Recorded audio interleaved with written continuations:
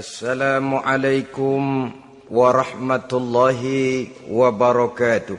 Waalaikumsalam warahmatullahi wabarakatuh. Bismillahirrahmanirrahim. Alhamdulillahi rabbil alamin. Wassalatu wassalamu ala asyrafil anbiya'i wal mursalin, imamil muttaqin, sayyidil ghurril muhajjalin, sayyidina wa maulana Muhammadin wa ala alihi wa ashabihil mujahidin at-tahirin, amma ba'du. Saudara-saudara kaum muslimin rahimakumullah. Di zaman Rasulullah sallallahu alaihi wasallam adalah seorang pemuda bernama Ikaf bin Khalid. Ia seorang pemuda yang ganteng, sehat, tidak impoten, suka bergaul dengan wanita, suka pesta, dan memang ia orang kaya. Ia selalu menunda-nunda perkawinan dengan berbagai alasan-alasan yang tidak syar'i. Sampailah keadaan Ikaf bin Khalid ini kepada baginda Nabi, sehingga ia dipanggil oleh baginda Nabi. Setelah sampai, ditanyalah Ikaf bin Khalid ini, "Hai Ikaf, saya ya Rasulullah. Kau sudah punya istri?" "Belum ya Rasulullah." "Juga tidak punya budak sahaya?" "Tidak ya Rasulullah." "Dan badanmu sehat?" "Sehat ya Rasulullah." "Kalau demikian," kata Rasul, "kau ini teman setan. Ada dua pilihan Ikaf. Engkau menjadi Nasrani dalam arti meninggalkan hidup perkawinan, atau kalau kau mau ikut golongan kami, kau harus mengikuti tata cara kehidupan kami. Dan salah satu tata cara kehidupan kami ialah melaksanakan perkawinan." Yang kemudian Ikaf bin Khalid ini oleh baginda Rasul dicarikan seorang gadis bernama Karimah binti Kulsum al-Humairi, dan kawinlah Ikaf bin Khalid ini. Dari riwayat singkat ini, saudara-saudara, Rasulullah sallallahu alaihi wasallam melihat bahwa kehidupan Ikaf bin Khalid ini adalah kehidupan yang lazimnya barangkali di zaman sekarang dinamakan kehidupan dari orang-orang yang gemar melakukan free sex, alias samenleven, alias hidup bersama tanpa melakukan pernikahan. Ia sehat, ia kaya, dan ia suka bergaul dengan wanita, sehingga gaya hidup yang sedemikian ini dikecam oleh Rasulullah sallallahu alaihi wasallam. Dua pilihan ditawarkan: menjadi pendeta Nasrani yang bebas dari ikatan perkawinan, atau kalau mau menjadi muslim, ikutlah cara hidup kami, kata Rasul. Dan di antara cara hidup kami adalah melakukan apa yang dinamakan dengan perkawinan. Sebagaimana yang kita maklum, manusia adalah makhluk berketurunan terus-menerus sebagai makhluk dua jenis, laki-laki dan perempuan.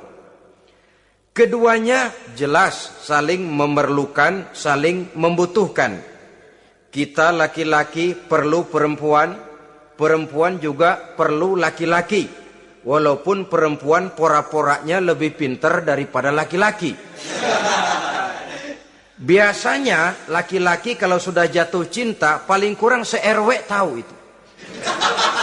Sana bicara, kemari bicara. Perempuan lebih pandai menyimpan perasaannya. Nah, pada laki-laki diciptakan zat laki-laki yang dinamakan spermatozoa Dan pada perempuan terdapat indung telur yang dinamakan ovum. Kedua zat itu harus bertemu. Dan untuk itu Allah Subhanahu wa ta'ala menciptakan kekuatan tarik-menarik antara laki-laki dan perempuan.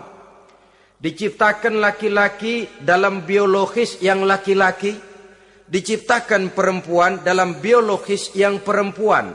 Lemah, gemulai, lembut, menarik, ayu, lemot, denok, geboy. Diciptakan magnet yang merupakan kekuatan tarik-menarik antara laki-laki dan perempuan. Dan bila ada persesuaian, maka akan terjadilah persatuan tubuh yang disebut koitus. Bila pada saat itu kebetulan terjadi pengeluaran ovum, maka kedua zat itu akan bertemu di dalam diri perempuan. Dan inilah yang dinamakan konsepsi, yakni permulaan pembinaan jasmaniah makhluk baru dalam rahim seorang perempuan. Inilah makna firman Allah dalam surah An-Nisa ayat pertama. A'udzu billahi minasyaitonir rajim. Ya ayyuhan nasu taqu rabbakumul ladzi khalaqakum min nafsin wahidah wa khalaqa minha zawjaha wa batha minhuma rijalan katsiran wa nisaa. Wahai manusia, bertakwalah kamu kepada Tuhanmu yang telah menciptakan kamu dari diri yang satu, kemudian diciptakan dari diri yang satu itu pasangannya, dan dari keduanya berkembang biaklah manusia menjadi bersuku-suku dan berbangsa-bangsa.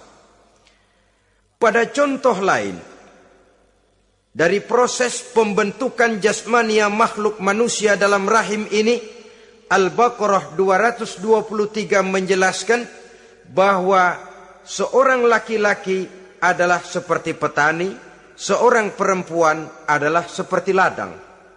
Petani adalah yang mencangkul sawah, menebarkan benih, sementara ladang adalah tempat bersemayam benih-benih itu, tempat dia tumbuh dan berkembang membawa manfaat bagi kehidupan ini.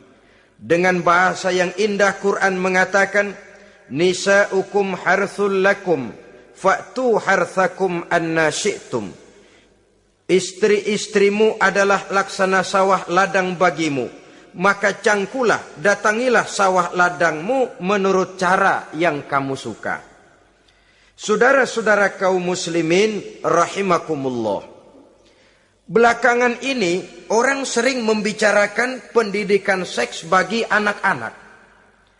Menurut pendapat saya, walaupun itu diperlukan, tapi tidak harus dilakukan secara menggebu, dan masih banyak hal-hal mendesak lainnya yang lebih perlu dibicarakan ketimbang bagaimana memberikan pendidikan seks kepada anak-anak kecil.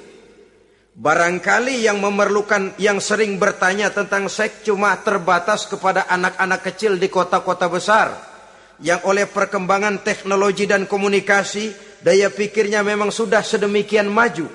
Tapi berapa ribu jumlah anak-anak kecil yang semacam itu?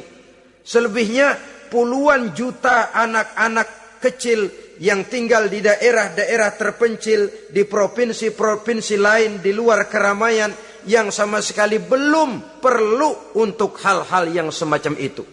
Haruskah cuma untuk membela yang 1.000 atau 2.000 orang ini saja, lalu kita mengabaikan yang puluhan juta adanya? Kita masih harus membicarakan bagaimana kurikulum pendidikan yang mapan.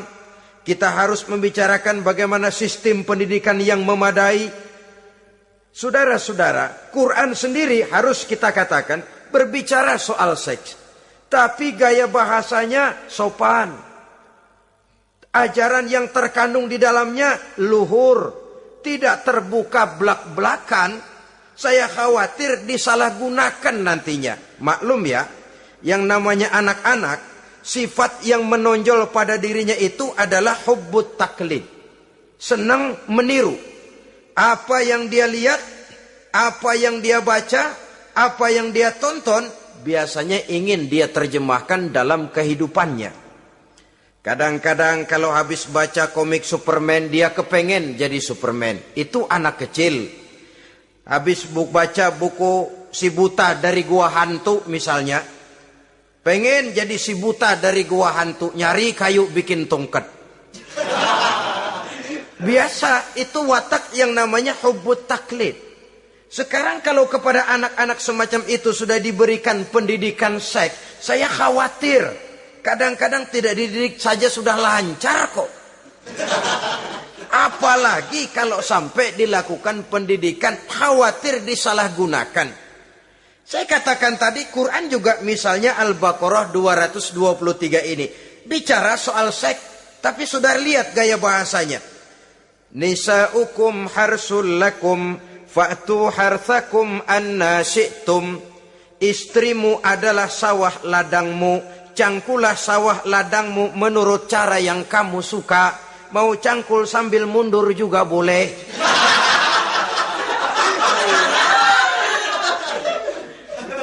Teknik mencangkul terserah kita, asal yang dicangkul sawah ladang sendiri.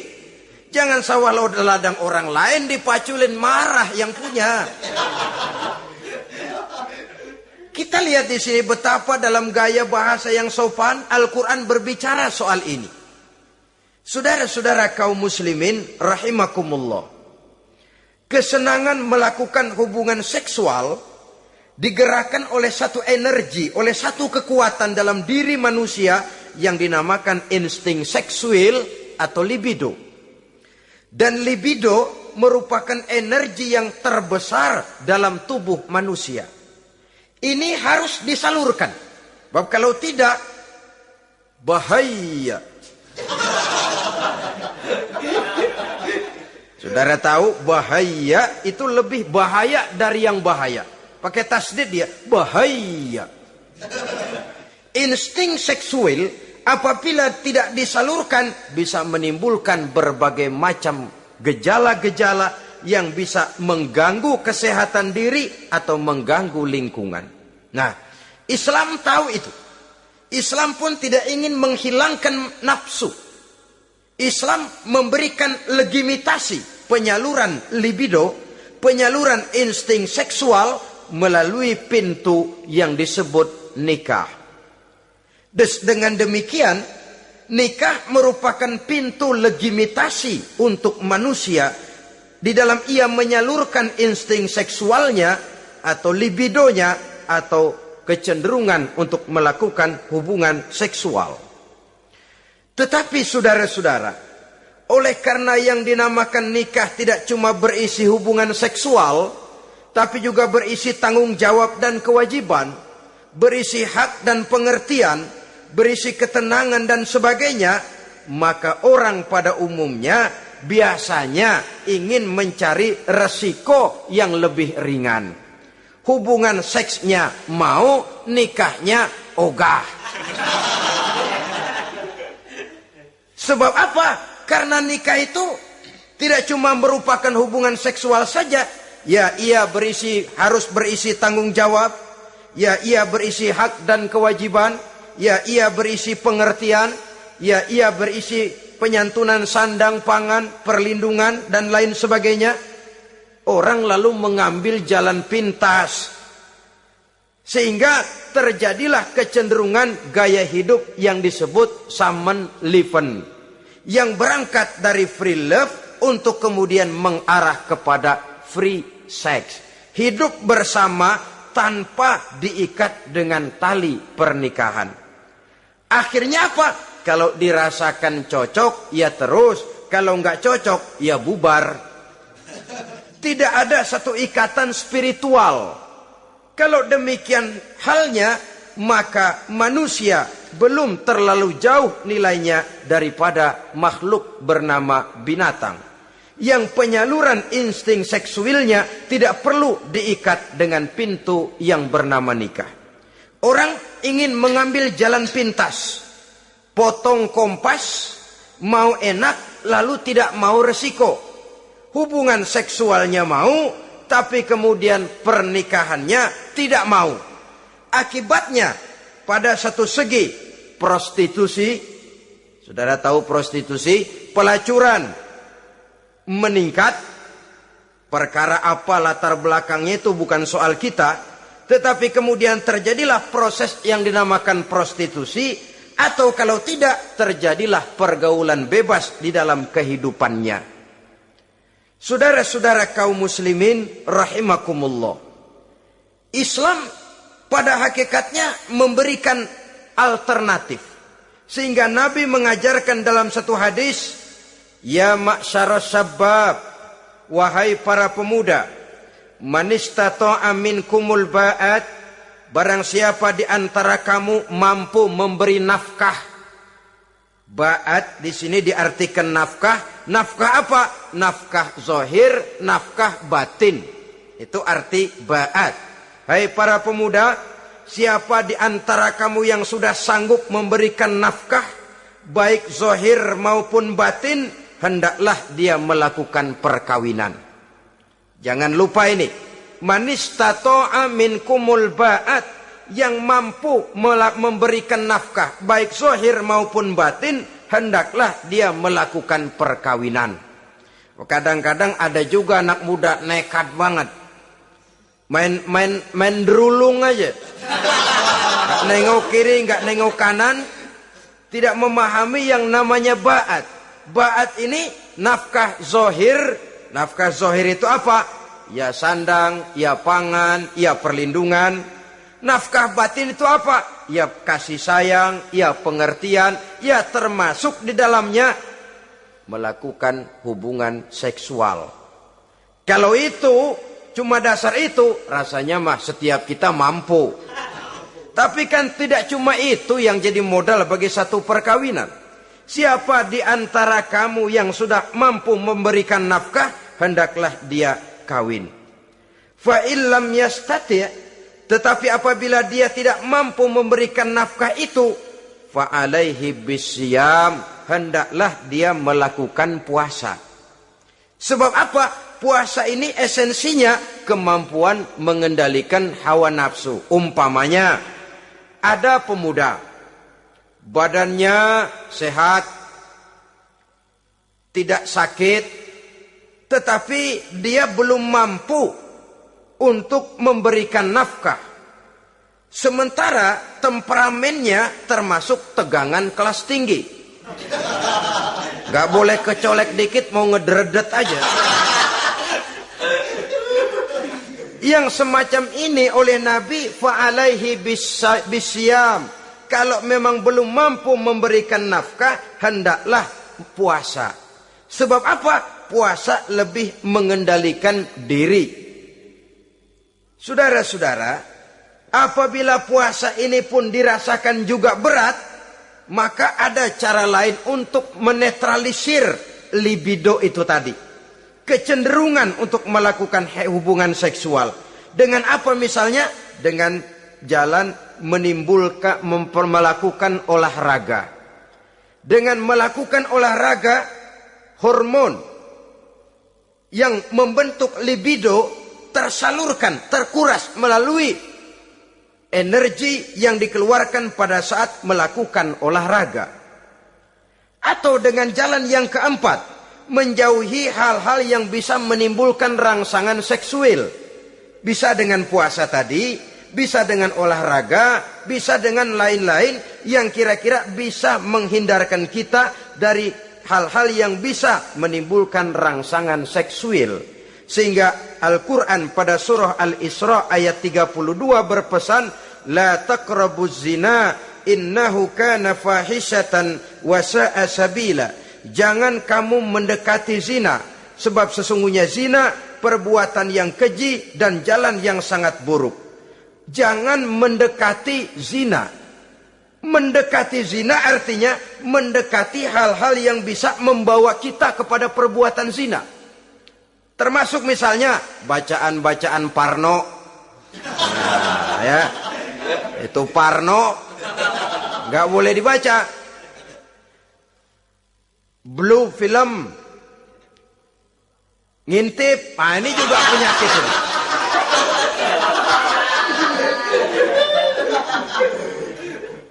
Itu termasuk dalam larangan la taqrabu zina. Jangan kamu mendekati hal-hal yang bisa menyebabkan kamu jatuh kepada zina. Kalau itu didekati, besar kemungkinan kita akan terperosok ke dalamnya. Sehingga pepatah bilang, kalau takut jatuh ke sungai, jangan main di pinggir sungai.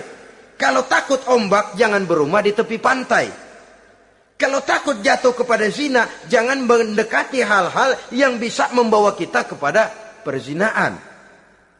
Nah, saya merasa prihatin bahwa dimanapun di dunia ini, modernisasi, kemajuan sering membawa proses pergeseran nilai. Cepatnya arus komunikasi. Apa yang terjadi di Amerika hari ini bisa kita tahu hari ini. Apa yang terjadi di Eropa hari ini bisa kita saksikan hari ini. Proses komunikasi yang sedemikian canggih membawa dampak proses pergeseran nilai dalam diri dan kehidupan manusia. Akibatnya dia banyak tahu, dia banyak melihat, dia banyak mendengar. Kalau dia tidak punya filter, dia akan mudah terhanyut oleh nilai-nilai yang menggeser dia dari tuntunan ajaran agamanya. Maka dengan demikian saudara-saudara, Islam memberikan legitimasi terhadap penyaluran insting seksual melalui pintu yang disebut nikah. Dan Islam mencela apa yang disebut Samenleven, free love, atau free sex alias hidup bersama tanpa melakukan pernikahan. Apa yang akan terjadi dalam kehidupan ini apabila manusia bergaul sebebas-bebasnya tanpa terikat lagi oleh norma dan kaedah kehidupan beragama? Sudah cukup banyak korban bergelimpangan dari arus yang namanya pergaulan bebas dengan dalih new morality, kebudayaan moral baru yang terlepas dari bimbingan kehidupan beragama. Saudara-saudara kaum muslimin rahimakumullah. Dulu zaman kakek kita itu kalau pacaran, saudara-saudara, biasanya yang laki di luar, yang perempuan di dalam. Paling-paling pagar dibolongin. Ya, orang dulu itu kan rumahnya pakai pagar toh. Kalau sudah pagar itu bolong, si yang laki masukkan jarinya ke pagar. Nanti dipegang jari itu oleh tangan si perempuan dari dalam. Cuma beradu tangan doang. Endahnya bukan main udah.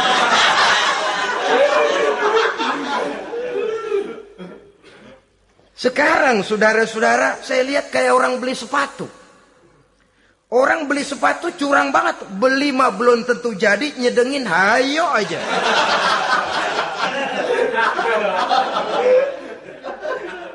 Iyalah, kalau sepatu barangkali disedengin sih nggak ada bekasnya.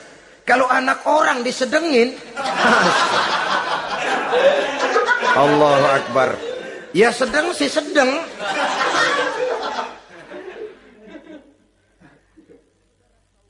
Saudara-saudara kaum muslimin rahimakumullah. Terhadap pintu legitimasi ini pun kalau manusia sudah sanggup melakukan ba'at, baik nafkah zahir maupun nafkah batin. Kalau itu tidak bisa dia lakukan, hendaklah dia menjaga diri dari hal-hal yang bisa menjerumuskan dia ke tempat zina. Bisa dengan puasa, bisa dengan memperbanyak olahraga, bisa dengan menggiatkan belajar, study club, diskusi. Ada pepatah mengatakan 3 hal yang bisa membawa kerusakan. 3 kosong nih. Kosong iman, kosong kantong, kosong perut. 3 kosong ini yang sering membawa kerusakan dalam diri manusia. Pertama, kosong iman. Yang kedua, kosong kantong. Yang ketiga, kosong perut. Ketiga kosong ini, kalau sampai kumpul pada diri kita, 3-0, berapa yang ngubernya? Sering kalah kita. Kosong iman, kosong kantong, kosong perut. Maka motif dari berbagai macam kejahatan umumnya karena 3 kosong ini. Orang bisa jatuh ke tempat zina, bisa jatuh kepada korupsi, bisa jatuh kepada perampokan, pencurian, dan berbagai macam perbuatan negatif. Pertama, kosong iman.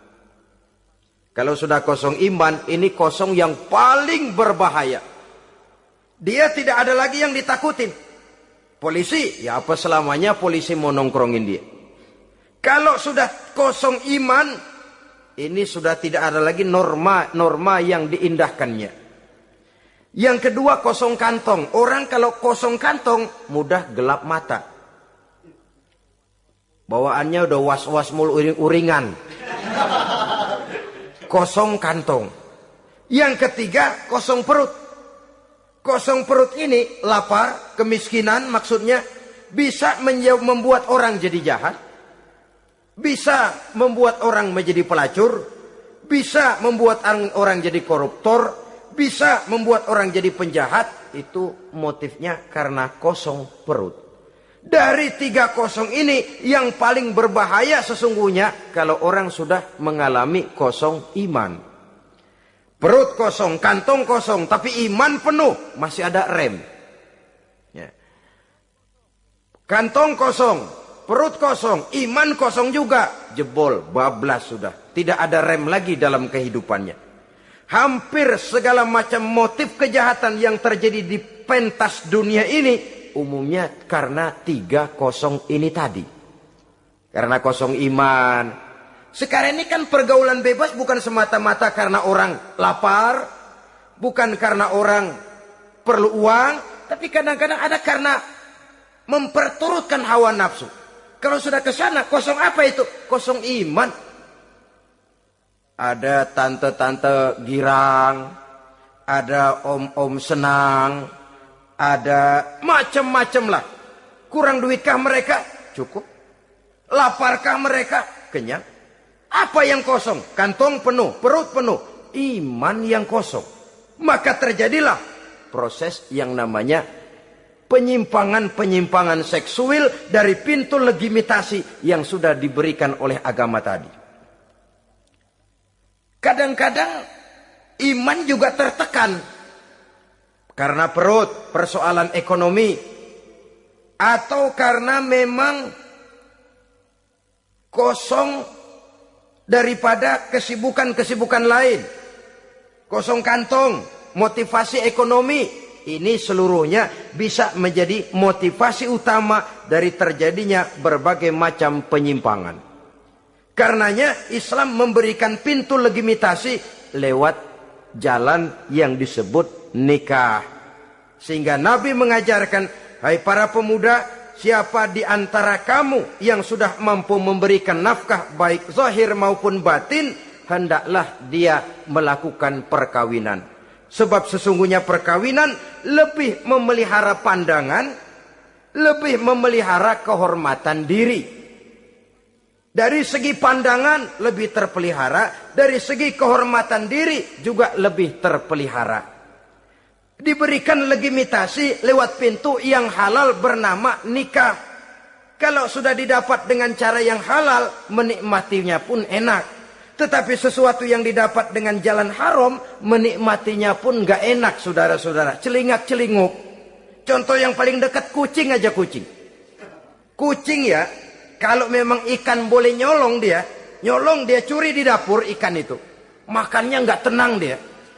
Matanya selata plotot. Ada kaleng jatuh, lari kencang bener dia. Rupanya kucing sendiri tahu kalau yang dia makan itu barang curian. Tapi kalau ikan kita yang kasih tuh ikan, kucing geledek bunyi, anteng aja dia. Kenapa? Dia tahu benar ikan yang dia makan itu ikan yang didapat dari pemberian orang, resmi, formal, sah. Begitu juga hubungan seksual ini. Kalau resmi diikat dengan tali pernikahan, orang tenang-tenang saja. Hah? Tenang, aman, ayem, tentram. Tapi kalau yang nyolong-nyolong, lihatin dah. Segera dibopun pisang. Mana nyamuk gede-gede banget. Gerusak, gerusuk. Hansip lewat kabur dia. Padahal Hansip mah lagi ronda. Tapi ada semacam perasaan bahwa ini belum waktunya. itu yang tidak bisa mendatangkan ketenangan dalam menikmati hubungan seksual itu tadi.